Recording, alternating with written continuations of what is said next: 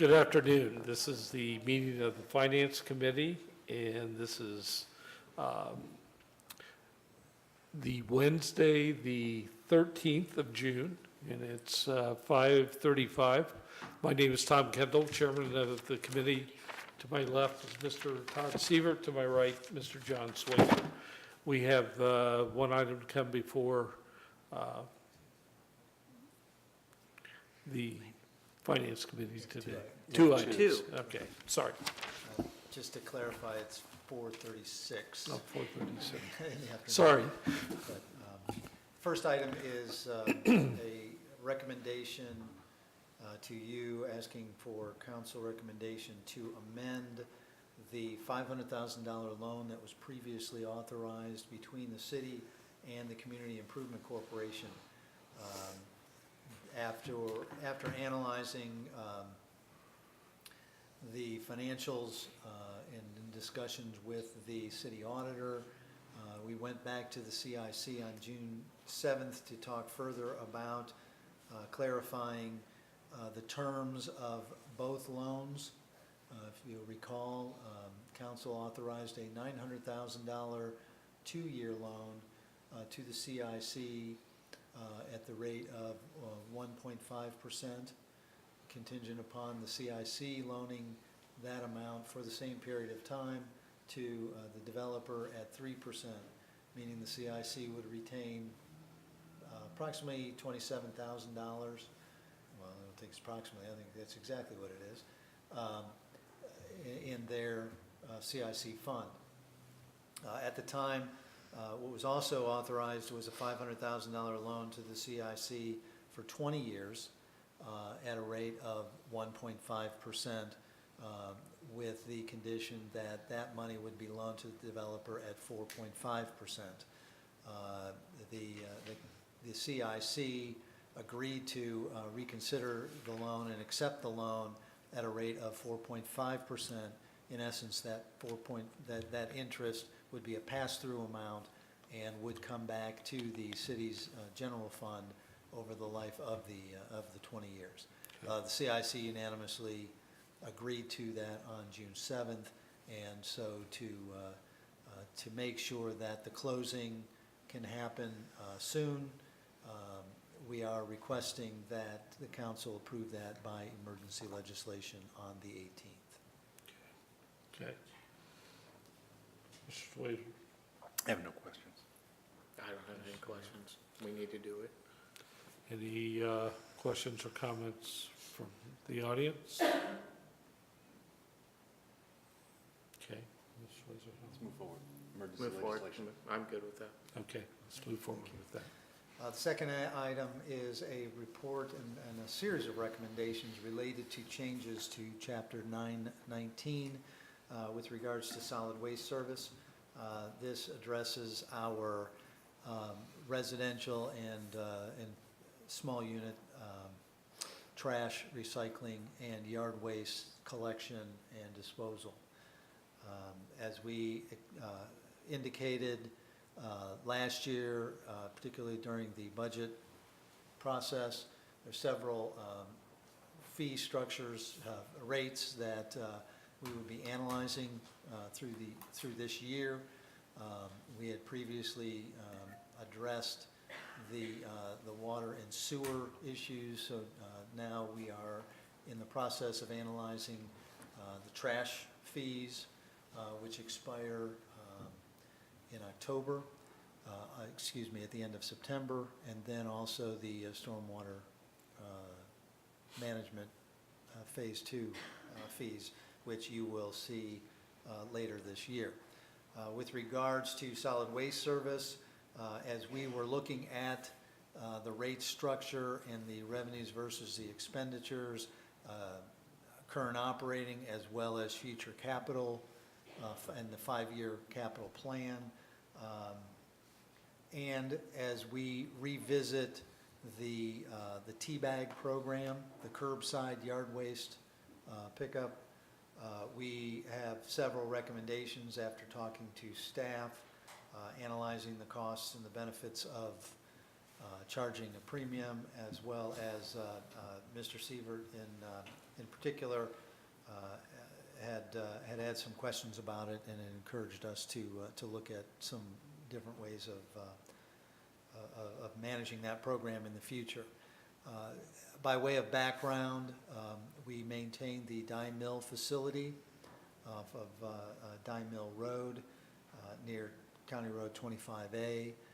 We do that 9 months out of the year, 7 months, all but the winter season, where we allow residents to dispose of brush, leaves, yard waste, etc.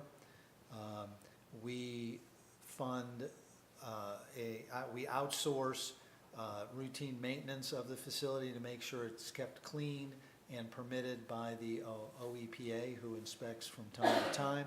We also employ a part-time employee who monitors, ingress and egress and gatekeeps at the facility, as well as monitors what comes in and is dumped while the facility is open. That is provided. That service is provided as part of the base rate that residents pay monthly, which is currently at $17. The premium service that we provide is if someone wants to leave their yard waste at the curb, we will pick up the brush if it's bundled and left open, but if they have a bag and they want to bag their materials and leave it, we do currently require them to purchase a special bag that we stamp with a T, so we call it a T bag, that they can buy either at City Hall or at True Value. Those bags are a little more expensive than you might see in bulk if you bought them at one of the hardware stores. The reason being that a part of that cost, in addition to paying for the bag itself, is to pay for the additional staff time required to collect those bags. Given the volume that we do, given the administrative costs of maintaining that, and given the state of the revenues versus the expenditures, as well as the forecasted capital over the next 5 years, and after talking with Mr. Frigge, who has co-authored this report to council, we're recommending several changes. Number one, that we can eliminate the T-bag program, and by that I mean requiring residents to purchase the special bags from either City Hall or True Value, and instead they can buy, as long as it's an approved bag, the brown bag that's compostable, so the similar materials to what they buy from us, wherever they want to buy it is fine. They can put it at the curb like they do now, so there'd be no change to the service, and we would not charge a premium for that, but we would build that into the $17 a month fee. That's recommendation number one. Number two, the management and operations of the Dye Mill facility, as I mentioned, is a hybrid. We pay a contractor to do some work. We pay part-time staff to monitor, as well as we do have a significant amount of cost annually through our street department, our operations staff, that is an estimated total cost of about $75,000. In talking to the current contractor, there is an opportunity that if we turn that over to a private operation, that we could save significant annual costs, which will help offset any increases in inflation related to the ongoing operation of the program, as well as eliminating the T-bag surcharge. And so the second recommendation that we're making is asking for an authorization to bid out the total operations and maintenance of the Dye Mill facility, with the caveat that as part of their operations, they do create mulch out of the materials that are left. And so the operator, the successful bidder, would, if they were to sell mulch out of that facility, would be required to provide a discount to residents due to the fact that they are the ones that are supplying the raw materials, and once they're mulched, then they should get a discount for that. So that would be part of the bid specifications. The third recommendation, again, after talking to Mr. Frigge and looking at the financial impact, is that we believe that if we have a 5-year, that we should have a 5-year plan for rates, but that the first 3 years, the rates should be frozen at the current levels. So they would stay at $17 a month for the next 36 months. And then in the 4th year, starting on October 1st, that monthly fee would increase by a quarter. So it would go to $17.25 a month for the next 12 months, and then an additional quarter in the beginning of the 5th year. And so by the end of the 5th year, that rate will be $17.50. The reason for the increase in the out years in the 4th and 5th year is in those two years, particularly in the 5th year, we will see significant capital expenses that we're projecting, namely replacement of at least 2 of the automated trucks, which are not inexpensive, which are expensive if I don't put that in a double negative. And so we are recommending that 5-year rate structure. And the fourth, and something that may not be available at the next meeting, but we will continue to work on if we don't have it ready, is some miscellaneous changes to 919 that will just update some of the dated sections of the code, some of the miscellaneous wording in the code that relate to the prior practice and procedure that we followed prior to the automated program, where we're now using the toters versus bags, and so we need to clean that up and bring that into 2018. We are not recommending emergency legislation. Okay. First question I have is, didn't we try to outsource it a few years ago and it sort of bombed on us to that company out of Covington? We've tried limited outsourcing before. I wouldn't say it was it bombed. I don't think we've ever bid out the entire operation. We've talked about it, but we've not wanted to do something too drastic too quickly, because it is a service that people are used to. Rather, we've looked at different areas that we could outsource, particularly so that we make sure that we comply with the OEPA, number one. Number two, that we have adequate hours for the residents, and make it convenient and obvious where they're supposed to dump things and what they should dump. And so over time, what you've seen is we've been able to identify, how the operations that to date we've been able to keep versus outsourcing. But at the same time, I think over the last 2 or 3 years, we've expanded the hours as we've gotten more comfortable and more routine in what we've done and how we've done it. And so this is just the next logical step. Okay. So we have not started picking up other bags yet? It's Correct. just the tea bags? Correct. Okay. All right. But we will pick up the new bags should this go through. In Yes. other words, if I go to Walmart. Right, we and won't buy- wait until, October 1st is the next rate change, or would be the next rate change, which in our case, we're recommending 0. We would not wait until October 1st to change this program. We would do it as soon as the legislation passed. We can do that administratively, correct? We would, Yeah. but we would want council action No, to confirm that, and then we would just put it in place. I personally just want to take the time to say thank you to Mr. Tiddington, to Mr. Frigge. Do what? the mayor,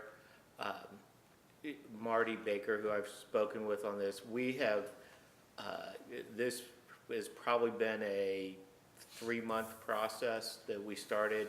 One of the first things someone came to me, I was at True Value, and they said, I don't understand this T-bag program, why are you doing it? We started looking into it, and there had to be a better mousetrap.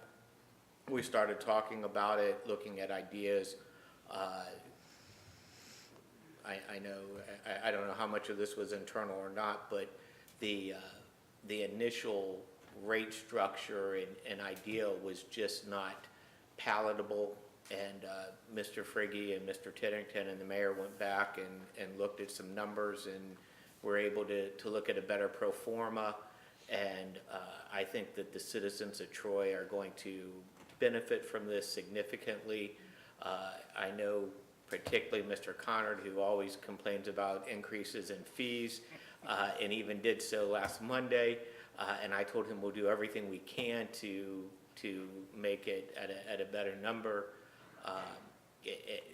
0 is as good as it gets for 3 years, and then a minimal increase after that. And so I really think the citizens should be pleased with this outcome. And I really hope that they recognize the efforts that Mr. Frigge, the mayor, and Mr. Tiddington put into this process, because it was hours spent looking at resolutions at my request, well, I'm sure council's request, but at my request as well. And this is a win-win-win for everybody, I think. And I like the idea of the mulch being, if they so choose, at a reduced rate for the citizens. And the privatization of that will save us a significant amount of money. And I would strongly support this and hope that council does as well. John? I see nothing wrong with this at all. I like every bit of it. The company that we are looking at, they're gonna manage the whole facility? Well, we would We have would sealed bids, because it does exceed the 50,000 over the projected life of the contract, because we want multi-years. But the intent would be that they would operate the whole facility. They would be required to keep it open. They would be under our oversight, so that the operations department, the city engineer, would be still supervising that operation to make sure that they complied with all the conditions. Just what would we do with the part-time employee that's out there now? It's an outside contractor, really, Okay, so it's a Yeah, it'd be up to temporary them. employee okay. I have nothing else. in their season. Any council members, city staff, anyone else in the audience have any comments or questions? How many pieces of legislation is this? Is this 3? At least 2, at least. Do we vote on each option? There would be one ordinance with the fees and the updates. There'd be one resolution for the bidding. Yeah, 2 to 3. A minimum of 2, a resolution on the authorizing the bidding, and an ordinance for the rates and Chapter 19 updates. All right, so that's what we have before us tonight, or, Correct. okay, You have it all, you have all 4 items on there. okay. So 1 vote or 2 votes, you're saying, or? One committee recommendation. At least 2 pieces of legislation, there'd be separate votes on each. But the recommendation of the committee can be one recommendation.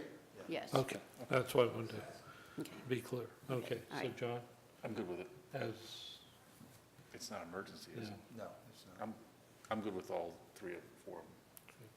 I'm good with it. okay, let's go forward. Okay. Very good. Anything else to come before finance? Yes, sir. All right, thank you, meeting adjourned.